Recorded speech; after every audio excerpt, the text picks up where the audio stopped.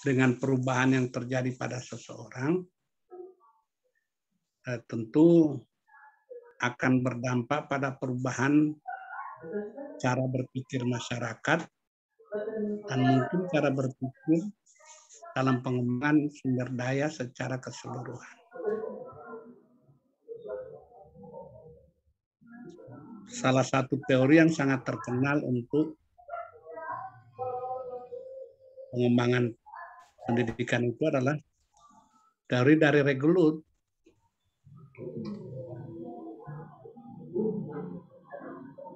Teori Regelut itu memposisikan bahwa untuk membekali perubahan yang terjadi pada seseorang, ada 3 variabel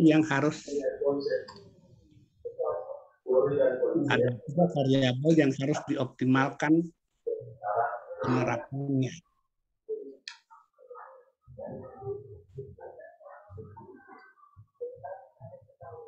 Ada yang disebut dengan variabel kondisi dalam pembelajaran.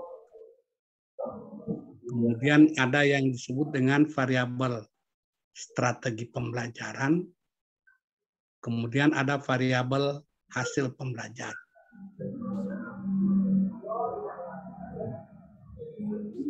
Variabel kondisi pembelajaran itu oleh Regelut itu dia pilih menjadi 3. Dari Regelut memilihnya menjadi 3. Yang pertama, karakteristik si belajar atau karakteristik yang belajar itu sendiri. Kemudian yang kedua adalah karakteristik bidang studi yang dipelajari. Baru yang ketiga adalah kendala dan tujuan yang dipelajari.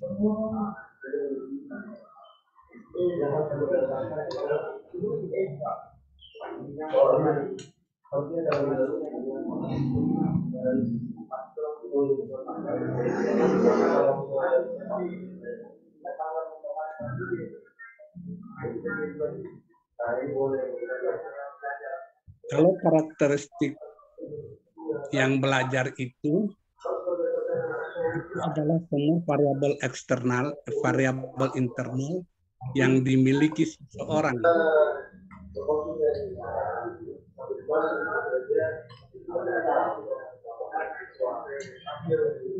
Agak ribut ya.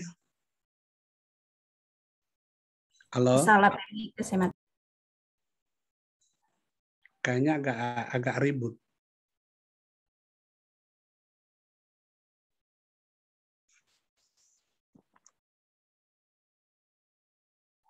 Sudah Pak Prof, so bisa dilanjutkan. Bisa, Prof. Tadi Pak salah, lupa matikan.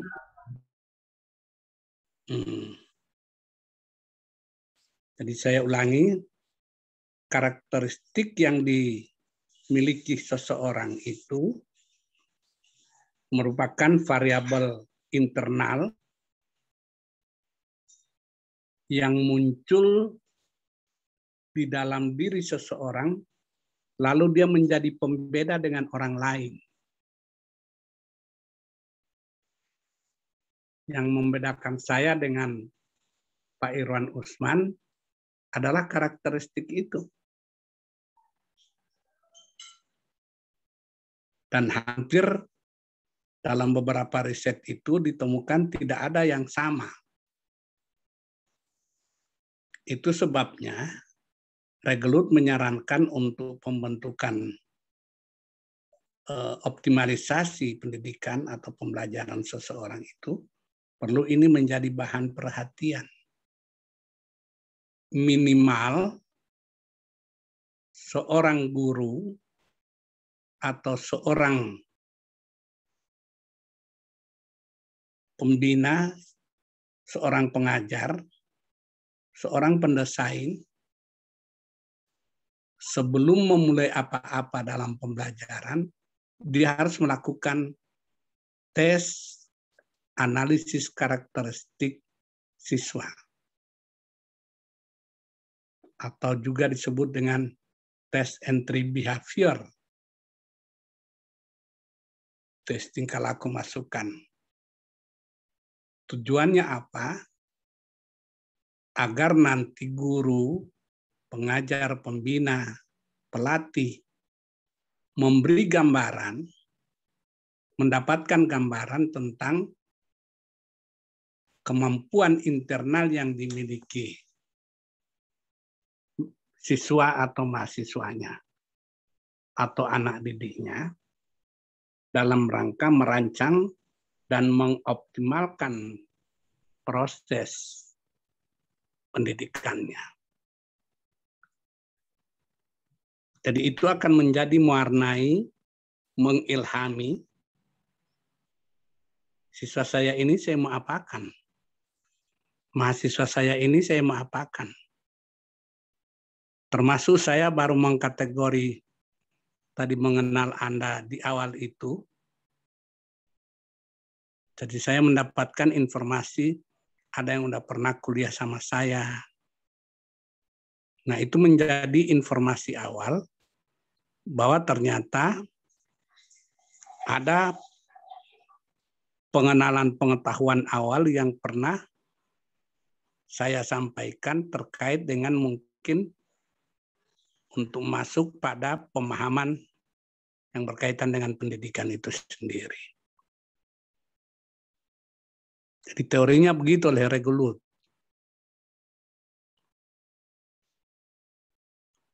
Setelah dia mengenal karakteristik seseorang yang belajar,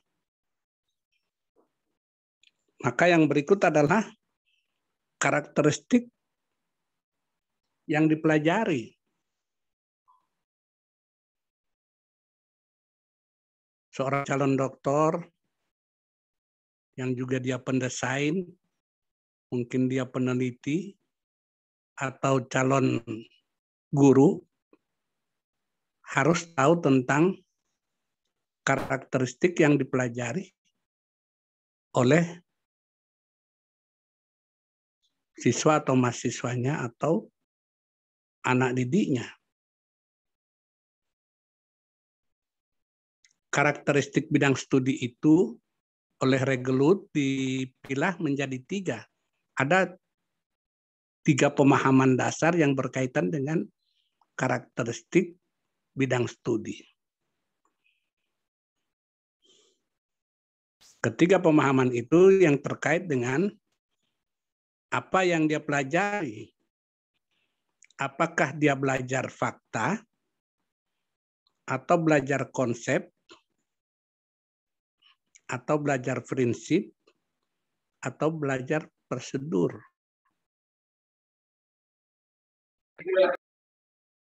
Kalau seseorang belajar fakta, berarti sesuatu yang bisa dia lihat, dia raba, dirasa. Itu fakta. Yang mungkin membangun persepsi seseorang di mana fakta sesuatu itu berbeda antara yang dialami oleh seseorang dengan dialami oleh orang lain. Perbedaan pemahaman atas fakta itu bisa diluruskan oleh seorang guru atau seorang dosen atau seorang peneliti, pembimbing dengan cara memberikan ciri-ciri khas yang ada pada fakta. Sebagai contoh, dia memberi ciri tentang akar serabut.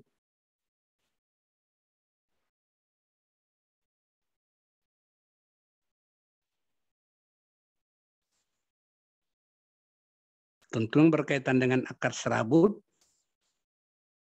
ciri utamanya adalah biji yang buah yang dihasilkan atau biji yang dihasilkan sebagai buah itu tentu yang bersifat diketil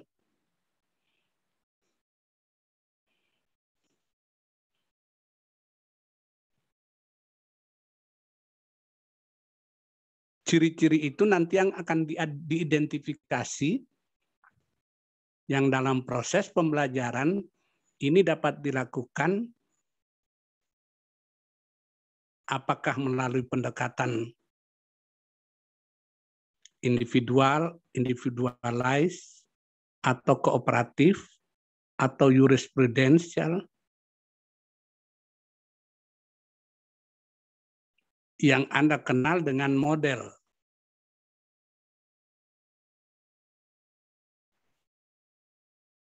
So, kalau bicara udah model kooperatif saja 34 jenisnya. Kalau model yang bersifat individual ada 4, dan masing-masing itu model itu menjadi bagian yang boleh diperdalam oleh mahasiswa calon doktor. Bahkan mungkin kalau dia perdalam menjadi bagian dari riset yang akan dia lakukan. Gitu. Alhamdulillah yang lalu ini banyak yang teman-teman yang masuk ke desain untuk penelitian-penelitian, dan dominan saya banyak mengarahkan yang berkaitan dengan model, desain, yang berdasarkan teori-teori para ahli. Di belajar saja ada 6 model. Model 6 belajar itu apakah yang behavioristik, kognitivistik, humanistik, cybernetik, dan konstruktivistik. Masing-masing itu memiliki ciri yang berbeda. Dan kalau Anda ingin memperdalam itu, risetnya harus masuk ke situ.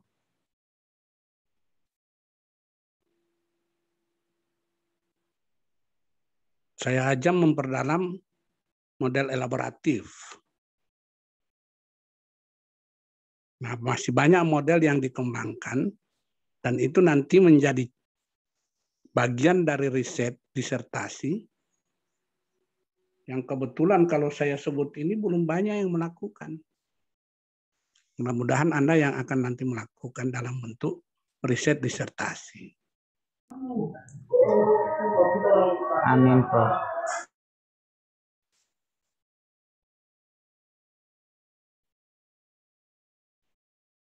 Dalam kuliah seperti ini biasanya saya sudah menyiapkan cikal bakal apa yang diteliti oleh calon-calon doktor. Karena mendapatkan masalah dalam kajian itu sangat sulit. Tidak boleh harus dimunculkan tiba-tiba, tetapi dengan jalan mengkaji dari berbagai kegiatan aktivitas perkuliahan, ada masalah-masalah yang sifatnya basic program, yang kadangkala di dalam penerapannya susah akan ditemukan. Nah, itu yang harus menjadi riset dasar dari teman-teman calon doktor melalui penelitian disertasinya. Sebagai contoh begini, mungkin Pak Irwan agak mengalami secara faktual contoh yang saya berikan ini. Di dalam pendidikan secara umum, sebetulnya kalau kita memilah pendidikan secara umum itu, meskipun dia secara teori belum dijelaskan, tetapi kalau kita memilah berdasarkan fakta empirik, maka konsep pengembangan pendidikan di Indonesia itu ada 3 jalur dalam rangka untuk menjaga kualitas pendidikan di Indonesia.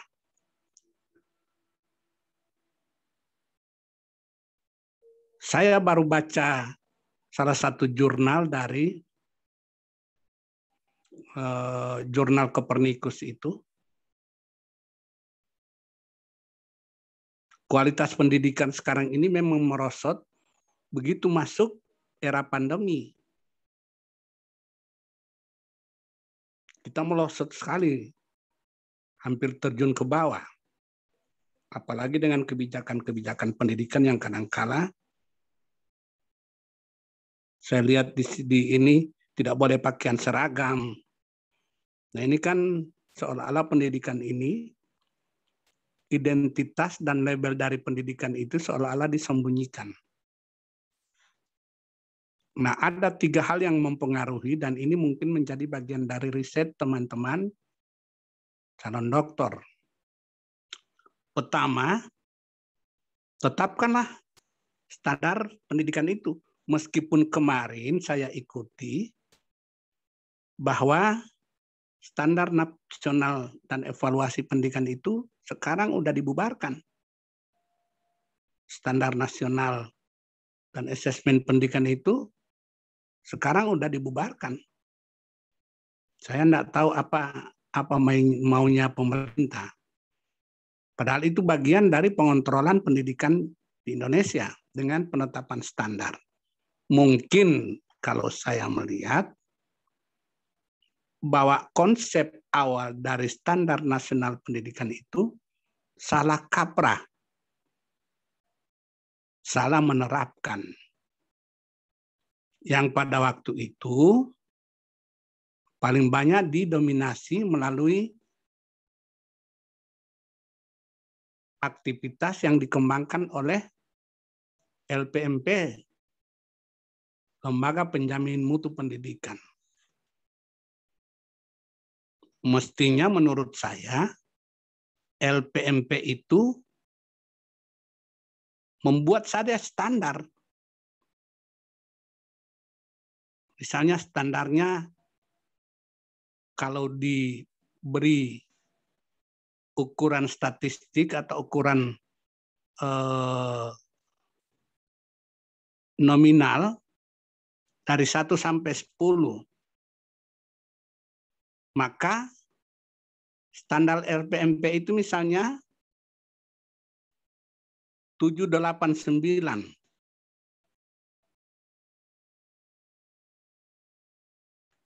Itu tugasnya dirumuskan secara detail. Kemudian jangan jangan LPMP yang memberikan 789 tadi. Perintahkan ke bidang eksekutif, dalam hal ini Dinas Pendidikan, ini standar kalau yang ini harus 789. Tugas Anda adalah bagaimana nanti mencapai 789 tadi, apakah Anda gerakkan semua guru, pengawas untuk mengikuti pelatihan, atau mengikuti penataran, atau mengikuti pendidikan yang lebih tinggi, atau pendidikan kedinasan yang lain untuk pembinaan profesi, atau pendidikan di pasca sarjana. Dengan harapan adalah Anda bisa capai itu 789. Yang terjadi sekarang ini adalah LPMP misalnya menetapkan 789 sebagai standar mutu pendidikan, nah dia sendiri yang akan membentuk itu. Sehingga jadilah dia jeruk makan jeruk.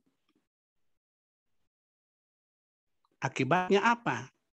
Jika tidak dicapai itu 789, tidak ada yang bisa disalahkan. Karena yang membentuk, yang mendoktrin harus menguasai itu dan mengeksekusi, LPMP dia panggil ikut pelatihan di sana. Nah ini yang saya lihat, mungkin dari sisi penerapan konsepnya, dengan penerapan programnya, agak berbeda dengan konsep awal. di Badan Standar Mutu Pendidikan itu. Mestinya adalah Dinas Pendidikan yang melakukan mengeksekusi. Kemudian untuk mengukur ketercapaian 789 yang dirumuskan oleh LPMP itu bukan lagi tugas dari Dinas Pendidikan. Kasih aja menjadi tugas dari Dewan Pengawas Pendidikan. Pengawas pendidikan. Sekarang kan pengawas ini melekat juga pada ini. Jadi kasih Dewan Pengawas Pendidikan. Dan kalau ada yang melakukan riset ini, saran saya, temuan penelitian ini harus Dewan Pengawas itu adalah independen. Jangan melekat di Dinas Pendidikan. Jadi betul-betul dia melakukan pengawasan. Kita bisa pilih ada Dewan Pengawas Pendidikan Provinsi yang mungkin membidangi hal-hal yang bersifat personal pelaku pendidikan, sementara dinas Dewan Pengawas yang ada di kabupaten kota itu menangani tentang pembinaan profesi yang berkaitan dengan administratif. Sehingga Dewan Pengawas itu kalau belum ada tanda tangan dari dia, tidak boleh diproses untuk pengangkatan profesi, pengangkatan fungsional guru yang lebih tinggi. Jadi pengawas itu betul-betul memiliki fungsi yang strategis dalam rangka jaminan mutu pendidikan. Nah, saya kira hal-hal yang seperti ini yang harus dilakukan kajian berkaitan dengan pendidikan kita.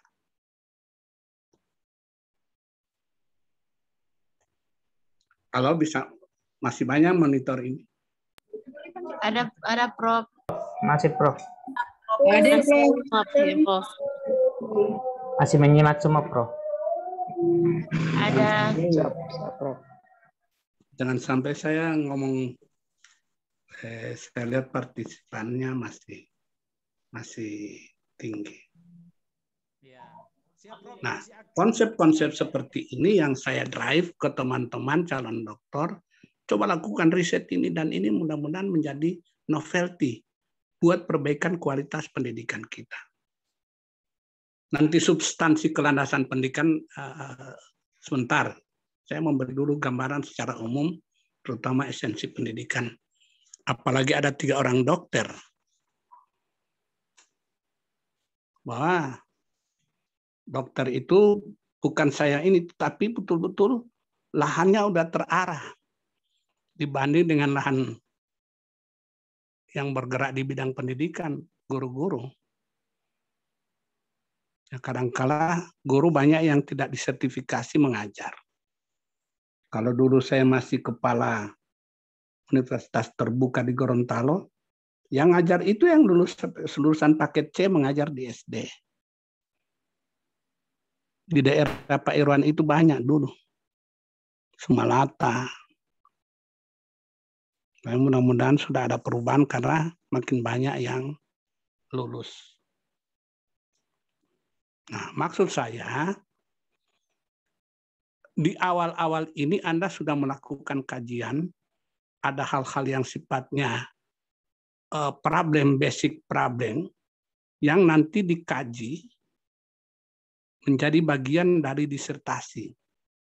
Dan udah jelas novelty-nya itu betul-betul seperti itu. Bayangkan kalau Anda akan masuk pada yang saya sampaikan tadi. Novelty Anda itu adalah melahirkan terbentuknya Badan Pengawas Pendidikan di tingkat 1, kemudian Badan Pengawas Pendidikan di tingkat 2. Tidak campur dengan dinas dia, tetapi pengawas tersendiri.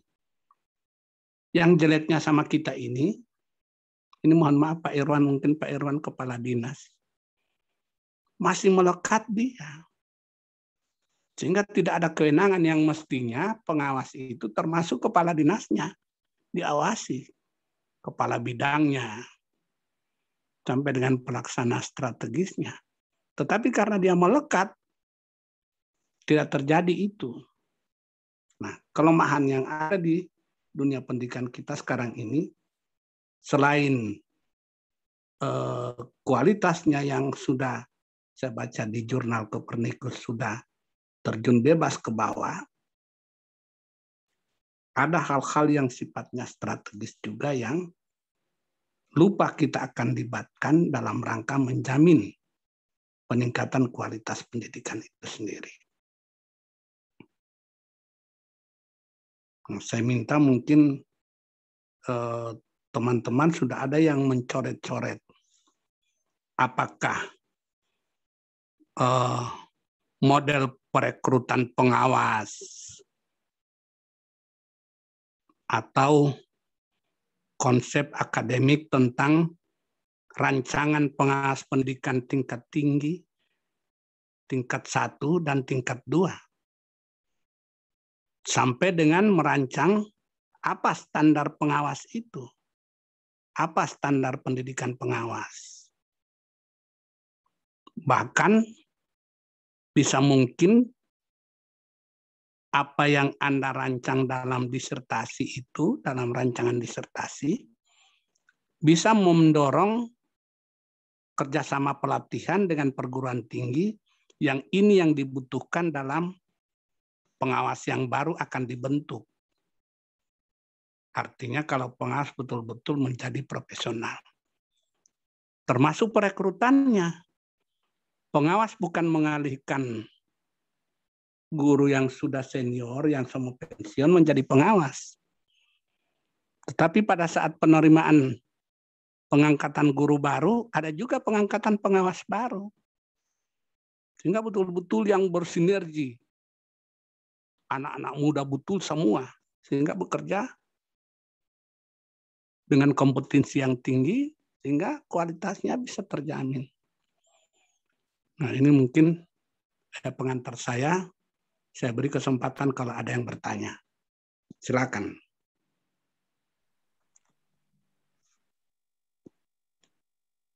Terima kasih, Prof. Ya. Assalamualaikum warahmatullahi wabarakatuh, Pak Prof. Waalaikumsalam warahmatullahi wabarakatuh. Ya, terima kasih banyak ini, Prof, untuk materi awal ini yang menurut saya ini sangat-sangat tepat untuk dijadikan dasar kira-kira bagaimana benang kusut kualitas pendidikan ini kita carikan solusinya. Saya terima kasih banyak, Prof. Tadi lebih banyak disebut itu di Gorontalo Utara, di Sumalata. Nah, ini memang sebuah realita yang memang perlu dikaji bersama dan dicarikan solusi. Alhamdulillah, insya Allah dengan konsep-konsep yang nanti Pak Prof sampaikan secara teoritisnya, ini insya Allah akan dilakukan langkah-langkah untuk menindaklanjuti ke arah pembaruan. Terus Pak Prof, mungkin ini sebuah hal bentuk pertanyaan, tetapi lebih banyak mengarah ke sebuah analisa. Tadi disebut bahwa variabel kondisi pembelajaran itu ada 3. Karakteristik belajar itu sendiri. Yang kedua, karakteristik mata pelajaran yang dipelajari. Dan yang ketiga, kendala dan tujuan. Nah, saya melihat kondisi hari ini, Prof, terkait dengan analisis analisis karakteristik siswa itu sendiri, terkait tes analisis karakteristik siswa. Nah, kami ada kendala, Prof. Memang ini sebuah hal yang saya lakukan dalam hal ini masih alhamdulillah dipercaya selaku kepala dinas terkait dengan tes analisis karakteristik siswa yang ketika siswa itu masuk pada jenjang sekolah SD. Ini kan potret seperti apa karakteristiknya sebagai arah penentu konsep pembelajaran yang nantinya dijadikan atau dalam proses pembelajaran nanti. Ini memang kita agak sedikit bukan kewalahan, tetapi potretnya kita sulit untuk kita temukan. Nah, ini mungkin memang kami dalam hal penetapan yang berlokus pada mengasumsi dasar karakteristik itu kita sulit di jenjang SD, Pak. Terus yang kedua, terkait dengan karakteristik muatan ataupun materi yang dipelajari. Ini Prof, pada hari ini kan kurikulum itu secara terstruktur. Kompetensi inti KDI-nya itu kan sudah ada. Nah, kira-kira mungkin dalam hal ini perlu menurut saya ada upaya-upaya yang perlu kita perbaharui dengan sistem pencapaian kualitas penyelenggaraan pendidikan pada saat ini. Nah, inilah mungkin Pak Prof mungkin bisa memberikan sebuah konsep supaya nanti pada akhirnya bahwa tujuan kami juga dalam hal perkuliahan ini memang betul-betul bisa memberikan dampak positif terkait dengan pembaharuan khususnya berhubungan dengan kualitas pendidikan. Terus yang ketiga, Prof, terkait dengan Dewan Pengawas. Ini saya sangat setuju. Memang kalau dilihat fungsi dan peran LPMP sebagai penentu lembaga penjaminan mutu pendidikan itu sepertinya hari ini lebih bersifat pada tataran birokrasi yang tidak terstruktur dalam mencapai itu sendiri, tujuan itu. Apalagi sekarang Prof kebijakan dengan, mohon maaf, dengan menteri yang baru, tapi walaupun ini belum terwujud, bahwa LPMP itu menjadi balai besar. Digabung di situ BP PAUD dan lembaga penjaminan mutu. Nah ini kan lebih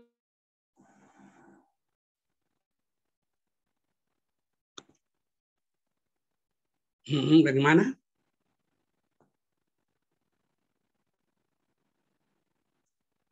Halo? Baik. Saya udah bisa tangkap apa yang agak macet ini Pak Irwan. Halo? Ya, ringan kayaknya. Bisa Pak ya Irwan, bisa? Agak putus ya. Teman-teman yang lain bisa ikuti, bisa? Bisa Prof. Bisa Prof. Bisa Prof, ada Prof. Ada tanggapan dari teman-teman dokter yang tadi?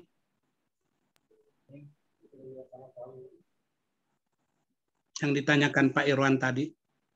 Kebetulan Pak Irwan ini kan kepala dinas. Kepala dinas di Garut. Ada teman-teman dari dokter yang mungkin sepintas bisa melihat.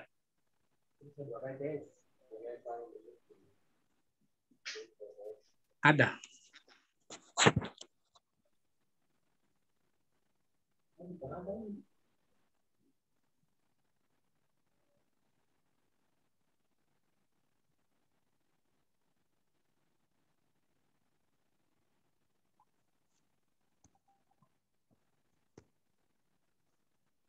Baik, saya jelaskan ya. Halo? Baik Prof. Baik, Prof. Memang belum selesai penjelasan saya, tapi karena memang termasuk di problem solve yang tadi. Iya. Karena memang saya berapi-api ingin menghendaki Anda itu cepat untuk membuat proposal disertasi. Meskipun teorinya ini baru saya kasih di kuliah-kuliah seperti ini. Tadi saya bilang di variabel regulut itu ada 3 yang perlu dioptimalkan oleh teman-teman sebagai guru pengajar, pembina, peneliti, pendesain, perancang, yaitu kondisi pembelajaran, strategi pembelajaran, dan hasil pembelajaran. Di variabel kondisi tadi adalah karakteristik bidang studi dan karakteristik siapa yang belajar, siswa. Yang tadi dipersoalkan oleh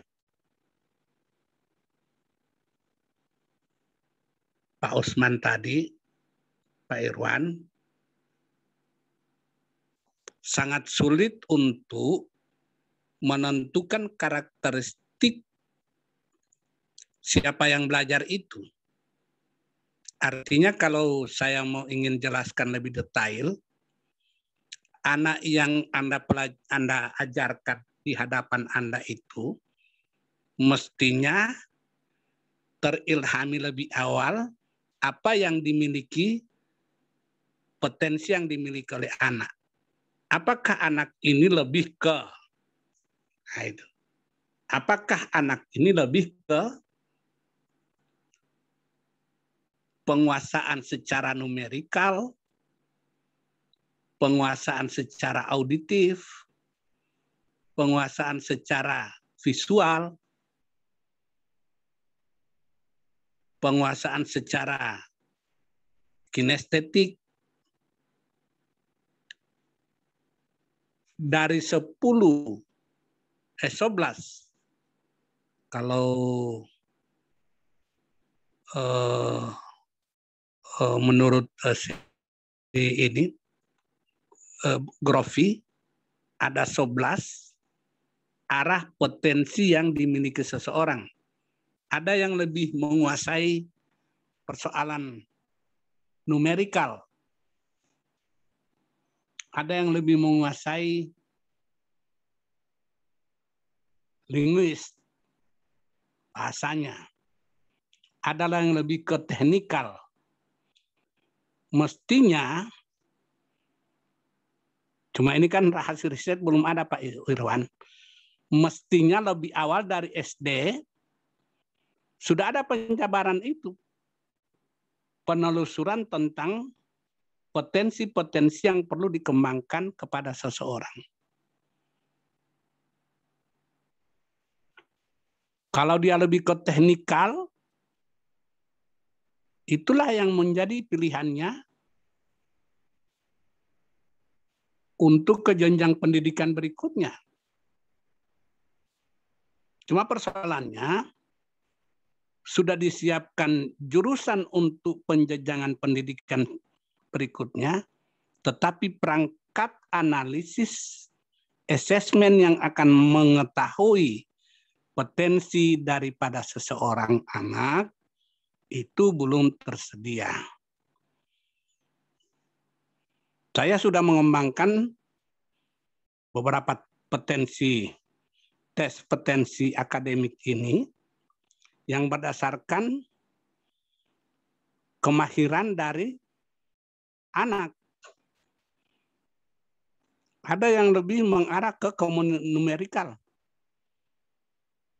Lebih cocok dia untuk mungkin ke sains, matematika. Ada yang lebih cocok dia dikembangkan ke linguis, ke bahasa. Ada yang ke teknikal. Ada yang ke seni. Ada yang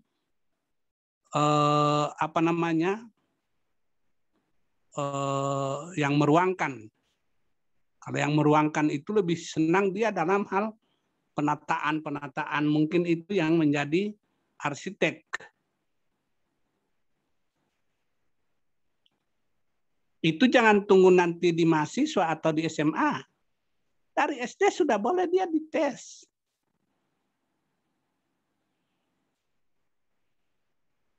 Jadi saya sudah mengembangkan ada mungkin kurang lebih ada 5 atau 6 tes yang sudah ada dalam rangka penelusuran kemampuan internal daripada anak.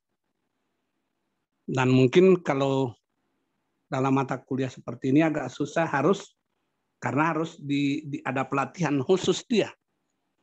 Melatih untuk merancang instrumennya, melatih untuk bagaimana memperoleh datanya, melatih untuk bagaimana melakukan perhitungannya, kemudian melatih bagaimana menempatkan dia dalam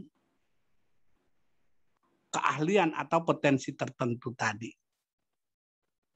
Mungkin harus di pelatihan tersendiri dia. Kalau diberikan dalam mata kuliah agak susah. Apalagi kalau misalnya kuliah daring seperti ini.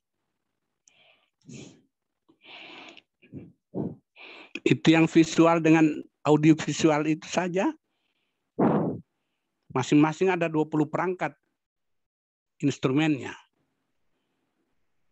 Kecenderungan kalau dia 70% mendapatkan sesuatu yang sesuai dengan yang dikehendaki dalam perangkat visual, auditif, apa semua itu, maka dia bisa dipilah. Termasuk di dalamnya adalah penampilannya. Ingat bahwa orang yang kinestetik itu biasanya rapi.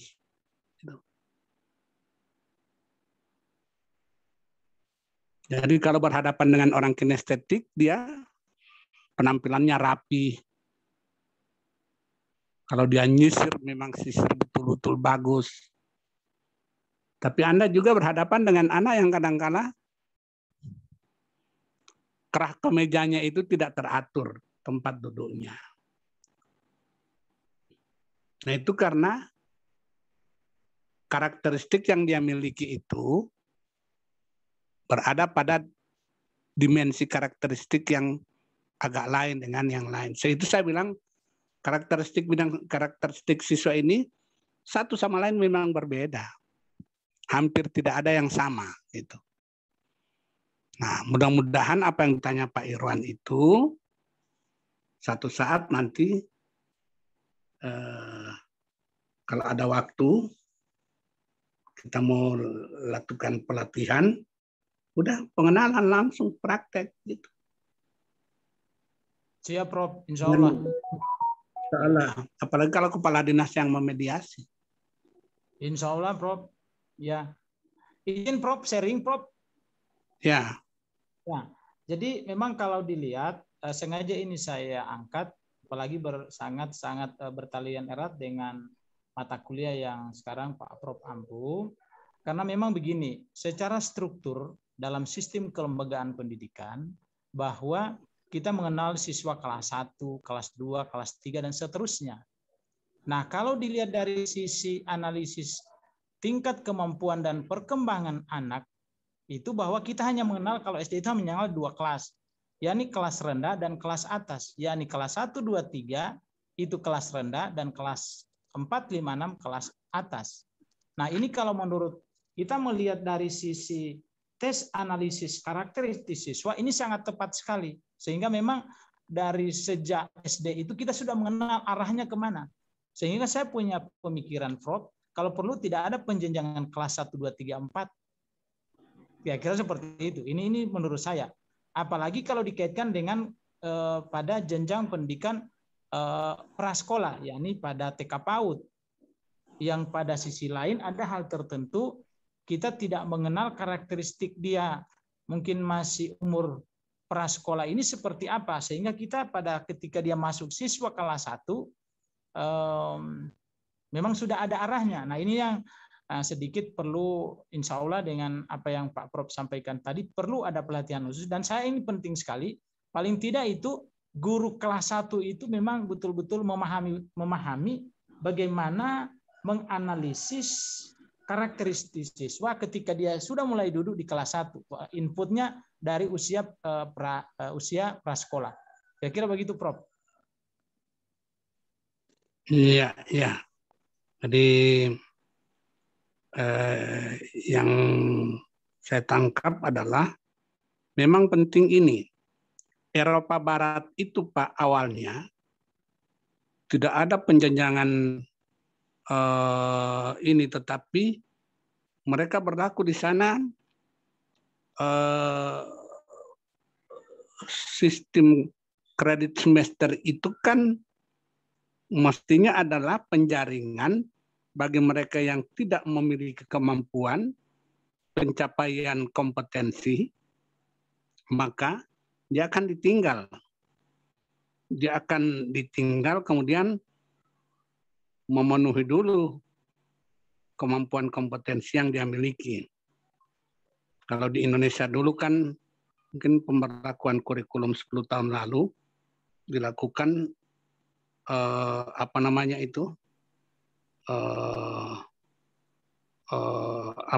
diulang lagi itu ketidakmampuan kompetensi. Di era Pak Barat sebenarnya sudah berlaku itu. Bagi mereka yang tidak akan memiliki kemampuan kompetensi, dia akan tertinggal. Sehingga kadangkala yang lain itu udah 4 tahun sudah dalam penjenjangan, kalau ini sudah 4, kadangkala yang lain baru di penjenjangan 2, penjenjangan 1. Artinya begini, dalam teori demokratisasi pendidikan, tidak ada anak yang diprioritaskan. Tidak ada anak yang dilayani berdasarkan kemauan dari orang tuanya. Tetapi betul-betul berdasarkan potensi daripada anak itu sendiri. Makin dia tidak mencapai kompetensi, makin tertinggal. Kemudian bisa saja mendapatkan penyelesaian program yang dalam kontrak di sekolah dasar, di sekolah menengah, dalam rentang waktu tertentu. Bahkan mungkin masih ingat yang kuliah-kuliah saya dulu S2, dulu bahwa reward yang akan diberikan pada siswa yang memiliki kemampuan yang luar biasa, itu akan ada program akselerasi dan eskalasi. Kalau program eskalasi itu,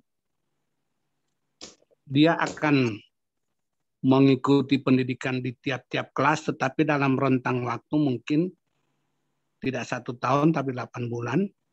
Kalau akselerasi, lompat dari kelas 1, mungkin dia naik ke kelas 3, atau dari kelas 7, baru masuk ke kelas 9, terus dia ujian. Konsep itu kan mungkin yang tidak pernah jalan di Indonesia. Konsep eskalasi dengan konsep akselerasi. Nah, sebetulnya itu tidak bisa dilepaskan dari potensi yang telah diarahkan secara awal. Jadi Pak Irwan di Eropa Barat itu potensi itu udah diarahkan. Jadi dia masih SD itu udah, oh ini lebih cocok ini anak ke teknikan, lebih cocok ini anak ke bahasa, lebih cocok ini anak ke hukum. Sudah memang di ini. Dengan demikian mereka akan mencapai standar profesional yang sesuai dengan persyaratan. Kalau di kita kan tidak, masih dalam proses, kemudian untuk mencapai persyaratan profesional itu masih mengikuti secara umum semua, kemudian nanti terakhir akan ada uji kompetensi. Jadi mudah-mudahan analisis karakteristik siswa ini kita bisa kembangkan, dan kalau ada waktu, saya bisa sharing membantu teman-teman guru, apalagi kalau dimediasi oleh Pak Irwan sebagai kepala dinas. Insya Allah, Prof. Insya Allah. Dan bisa saja itu menjadi satu riset, Pak. Iya. Bahwa anak-anak ini yang tes ini cocok untuk pengembangan potensi anak, kemudian pembidangan berdasarkan potensi. Beda potensi dengan kompetensi kan? Iya. Pembidangan potensi dalam rangka mencapai kompetensi tertentu.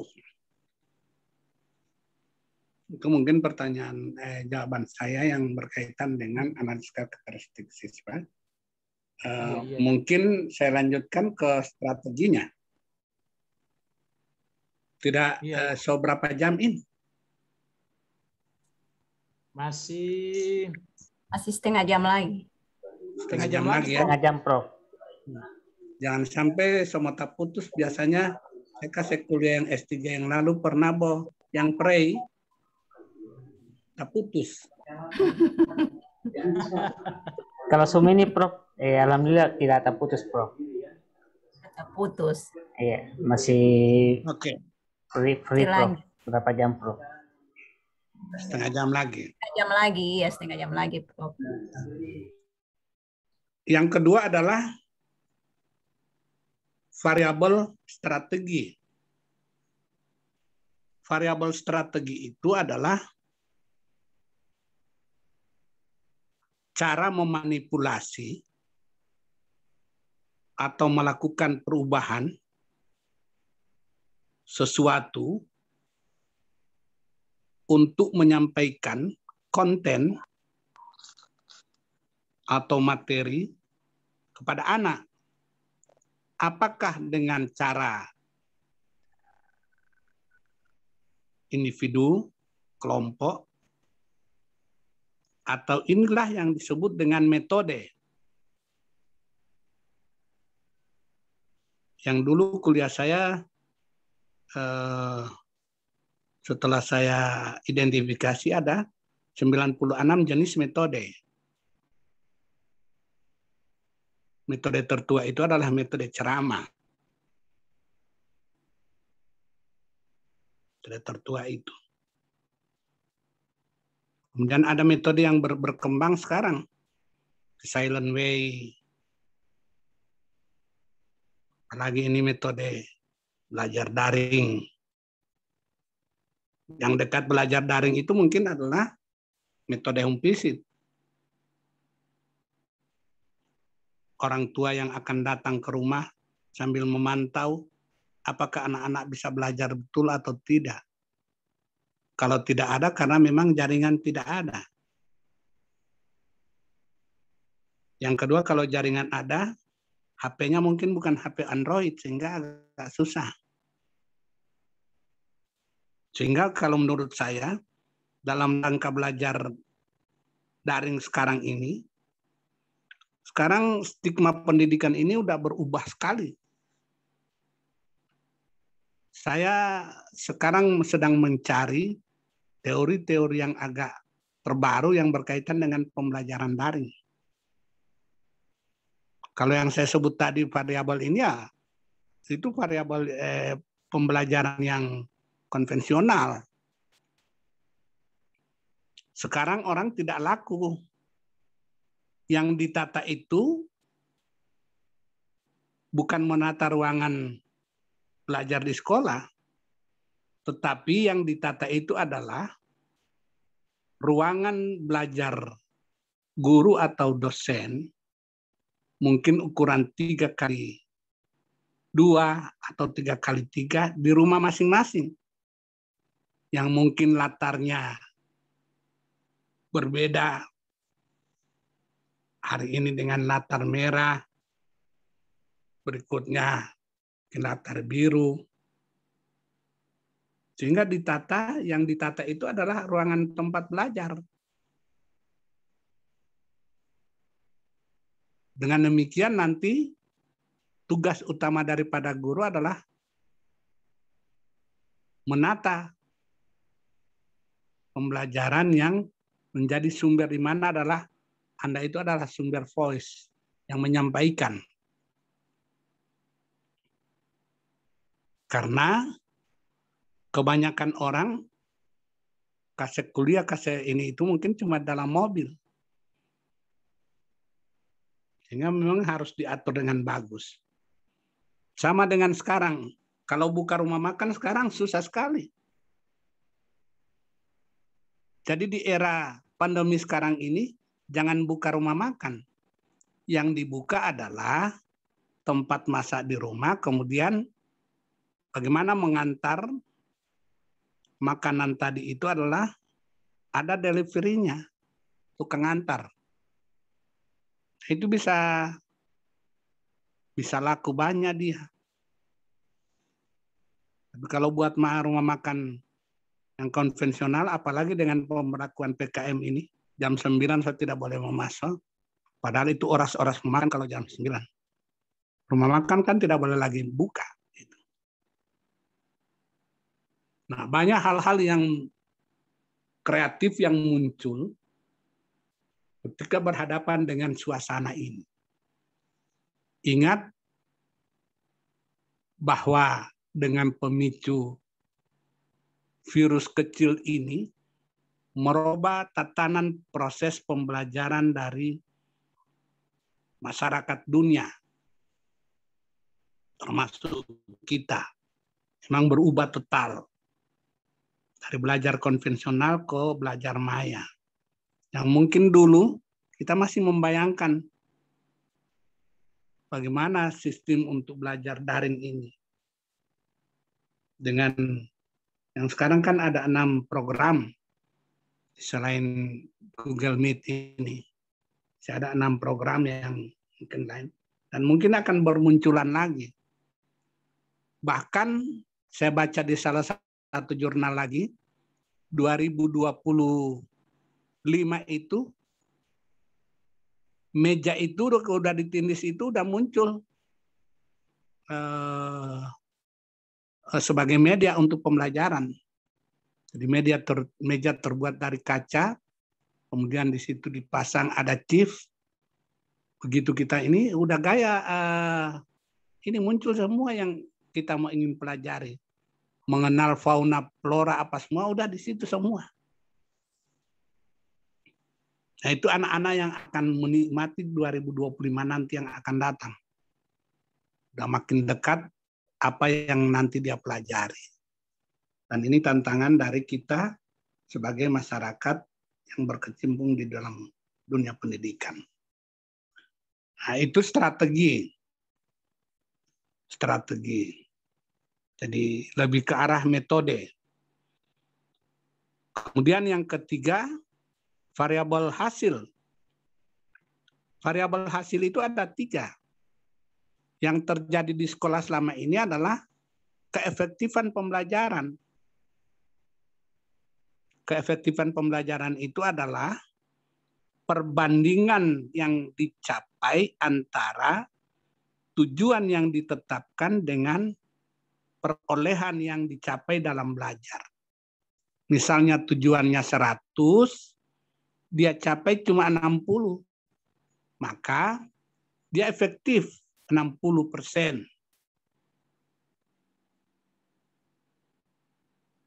Rata-rata penilaian itu guru baru ke keefektifan. Efisiensi belum dilakukan. Efisiensi itu ukurannya makin lama anak belajar, maka makin tertarik anak itu untuk mempelajari itu. Contoh, Anda ajarkan dia dengan bagaimana masuk ke program Android dengan HP. Setelah Anda perkenalkan, sesudah itu dia tertarik terus-terus dengan program belajar lewat Android, HP Android. Nah, cuma yang perlu diwaspadai adalah jika sistem belajar sudah seperti itu, peran kontrol daripada orang tua itu merupakan satu hal yang harus dilakukan. Dengan melakukan pengontrolan itu bahwa pendidikan akan terarah dengan baik. Itu sisi efisiensi. Yang kedua efisiensi itu adalah kecepatan belajar. Tadi akselerasi, eskalasi itu termasuk efisiensi. Tidak lama-lama dia belajar. Dengan demikian, maaf saya mungkin pernah mempresentasi di Bandung, usia SD 6 tahun itu, saya pernah menyarankan cuma 5 tahun. Karena berdasarkan perkembangan kognitif. 5 tahun udah boleh dia, jangan 6 tahun. Untuk sekolah dasar. Apalagi sekarang udah ada taman kanak-kanak. Mungkin kalau ada belajar anak-anak di rumah. Yang mungkin bagian dari proses belajar. Sehingga tidak mesti harus 6 tahun. Proses 6 tahun itu yang paradigma tahun 60-an dulu. Sekarang dengan sumber belajar yang makin berkembang ini, tidak perlu dia harus 6 tahun di SD. Tapi mungkin 5 tahun. Begitu juga di SMP SMA. Sampai belajar di perguruan tinggi. Belajar di perguruan tinggi itu terlalu lama itu kalau 8 semester. Mungkin 6-7 semester udah selesai. Apalagi di pasca. Yang mudah-mudahan di pasca untuk program dokter itu 3 semester kuliah selesai, semester 4 disertasi sudah. 4 semester selesai di itu efisiensi. Jadi menurut saya bahwa variabel hasil ini kita masih banyak bergerak di bidang keefektifan. Ukurannya pada skor. Padahal kalau skor itu sebetulnya udah umum itu Pak Irwan. Dia menggunakan skala normal. Iya, siap, Prof. Ada 30% yang paling bodoh. Itu yang terus di pinggir sebelah kiri. 30% yang paling pintar. Yang mulia, paling pintar. Kemudian rata-rata itu yang mungkin ada 40-50% yang ada di tengah. Sebetulnya itu udah statistik itu, skor itu sudah seperti itu. Dan itu yang kita akan perlu perhatikan, berarti mungkin yang paling ada di sebelah kiri, yang 30% itu di sebelah kiri itu kelompok yang bodoh itu. 30% yang paling kanan itu kelompok yang paling pintar itu. Ya, yang 30% itu yang menjadi bagian dari perhatian guru. Tolong ini sampaikan ke teman-teman guru. Iya, ya. Nah, kalau yang normal itu antara 40 sampai 50% yang ada di tengah-tengah. Itu yang normal. Sudah teratur dia. Tetapi sekali lagi yang jadi puncak perhatian daripada teman-teman guru adalah yang 30% yang ada di sebelah kiri dalam kurva normal. Saya kira itu penjelasan saya. Kalau ada yang perlu ditanya, silakan. Izin, Prof. Saya, Prof. Ya. Halo.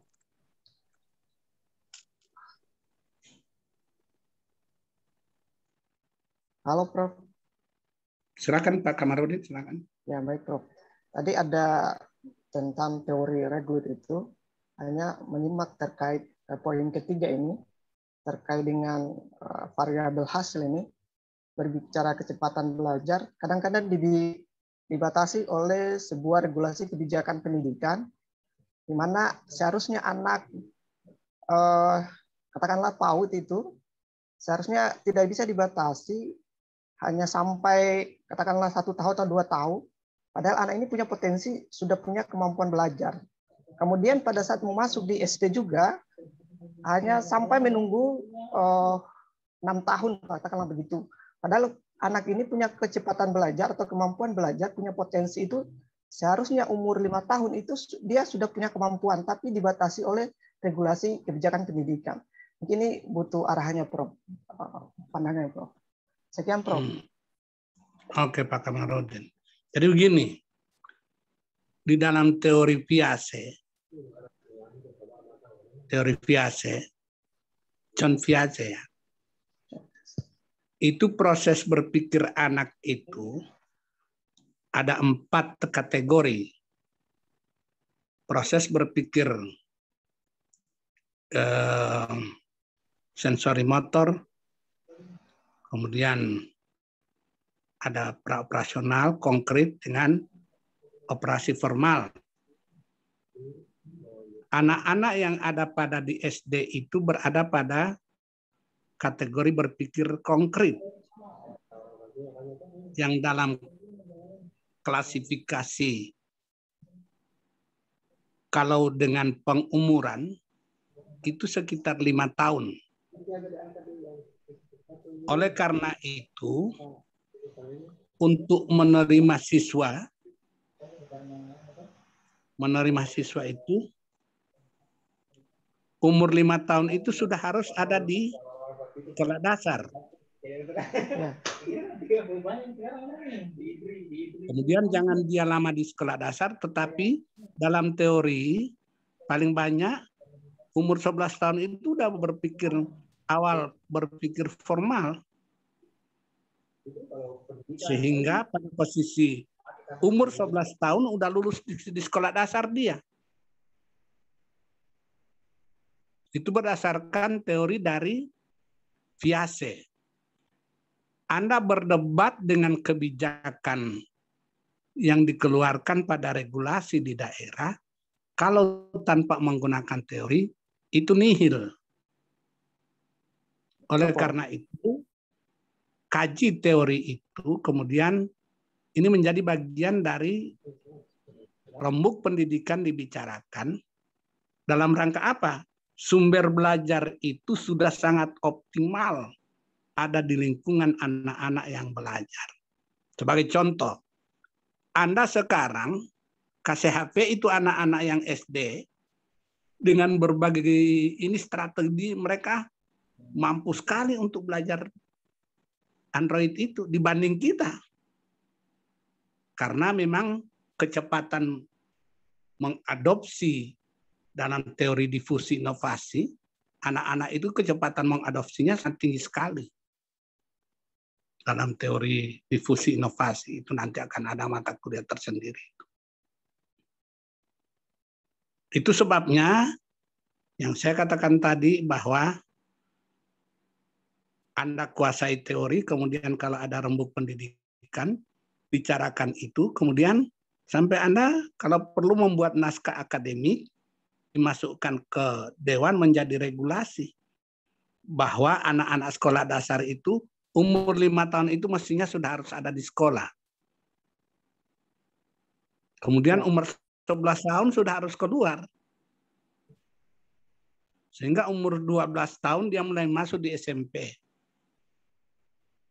Karena beda sekali dengan paradigma belajar yang dulu, yang sumber belajarnya terbatas, kemudian potensi yang diarahkan untuk mengkaji konten-konten yang dipelajari mungkin belum terarah. Di era-era saya lah, SD saya itu mungkin tahun 70, tahun 72, 73. Pada waktu itu udah umur, apalagi persyaratan dulu masih diukur tingginya. Iya. Kalau masih kecil belum boleh. Bahkan yang dulu itu mungkin dipakai dengan cara membentangkan tangan kan, ini masih pendek, atau mengepal kepala dengan memegang telinga. Oh ya Prof, masih ingat itu Prof. Masih sempat sampai. Dari kepala tangan kanan ke telinga kiri. Kiri. Ya, nggak boleh. Betul. Belum boleh itu. Artinya disitulah kualitas pendidikan kita itu masih sampai di situ dulu. Belum berkembang daripada teori-teori. Jadi saya kira ini mudah-mudahan diskusi ini oleh Pak Kamarudin bisa dikembangkan. Di mana tadi di Luwuk Bangga ya? Di Sulawesi Tenggara Prof, di Bau-Bau Buton. Oh iya.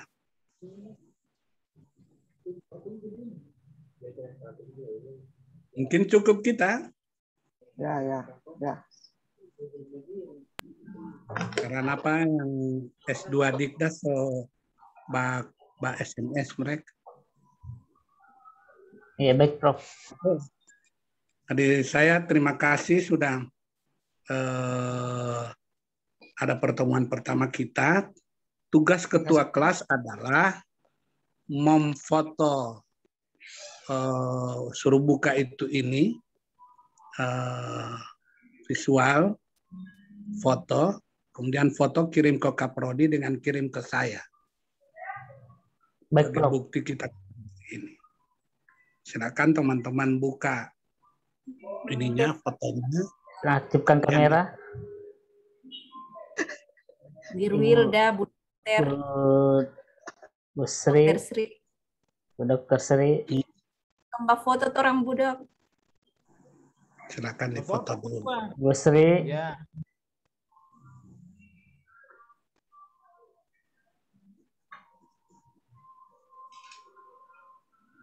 Bu Sadiki, Pak Salahuddin, Ibu Sri.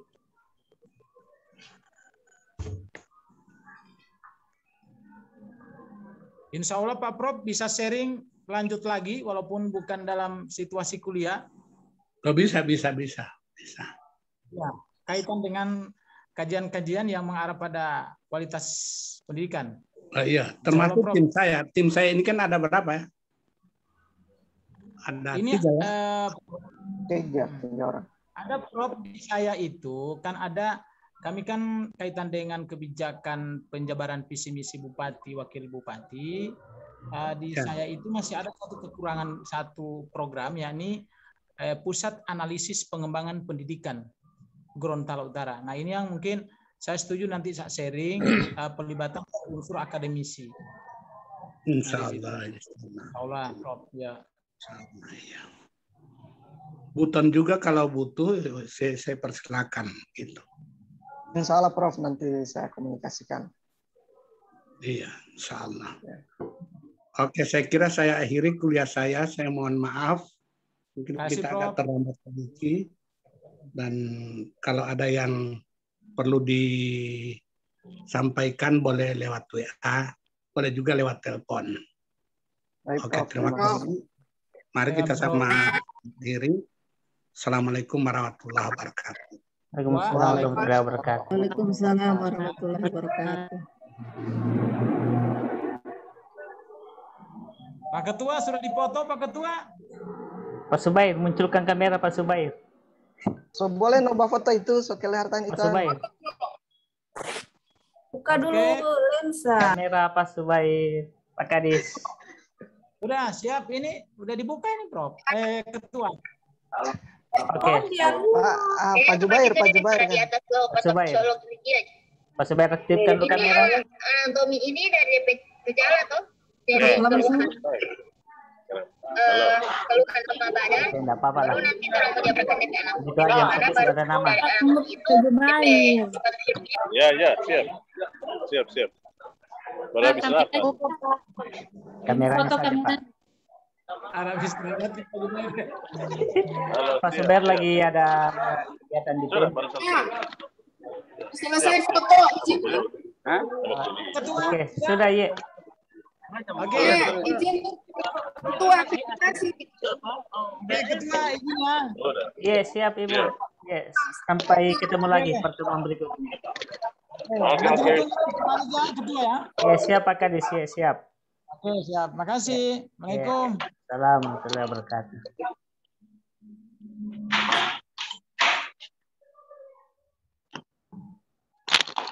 Halo Pak Ketua, saya kayaknya ini saya harus live ini. Iya, silakan Ketua, kita live. Enggak ada materi dari Pak Prof Hamzah. Belum ada dikirim. Karena kemungkinan sebenarnya tadi dia mau kirim, cuma mungkin pengaruh dia ada perjalanan keluar. Jadi materinya belum sempat dikirim. Nah, Pak, bukunya itu ada. Itu boleh kita pesan saja Ibu ya. Di Gramedia kira-kira ada itu Pak? Kalau di Gramedia biasanya sih ada juga, tapi mau dicek akan dulu. Yang di Gorontalo mungkin yang bisa kondisikan. Siapa yang ikut lagi di Gorontalo? Pak Zubair, Pak Kadis, ada buku. Kalau tidak kita pesan orang. Saya tadi Pak Prof datang ke saya pernah makan. Ya? Iya. Oh iya, tadi Menda perkenalkan nama. Kasih ya. Dia kira anak SMA. Sampai hati dong Kang. Kok dia ada hitung 11 orang. Iya, 11 orang. Padahal tidak suara yang tadi. 13 orang ini. Cuma Patna yang tidak masuk dari Patna. Pak Kadis. Ya, Pak Kadis ya. sudah selesai Pak Kadis. Iya, Cuma oke, tadi, siap. cuma tadi untuk ambil dokumentasi Pak Prof suruh. Ada link absen Pak Ketua. Oh, iya. Ya sebentar saya kirim. Kebetulan juga ini saya ada rekaman ini saya rekam video pembelajaran ini. Nanti saya share ulang supaya masih bisa di. Ya Pak, Ya. terulang ya soalnya. Pelajari. Iya, supaya kita bisa lihat ulang, mendengar ulang. Yo, soalnya tadi itu polpenisasi loh. Catat polpen. Tunggu, nanti saya setelah mati Zoom baru itu otomatis tersimpan nanti. Setelah itu baru saya. Ya, Pak Ketua, mantap. Pak Ketua, kalau ada rencana offline, Mbak info nih supaya. Ya, siap. Nanti kita infokan. Oh, Iya. sudah. Oke. Ya, oke. Kalau gitu kita live semua ya. Iya, Pak. Kadis. Pak Ketua. Terima kasih ya. Yuk, siap. Ya. Oke, assalamualaikum warahmatullahi wabarakatuh. Waalaikumsalam warahmatullahi wabarakatuh.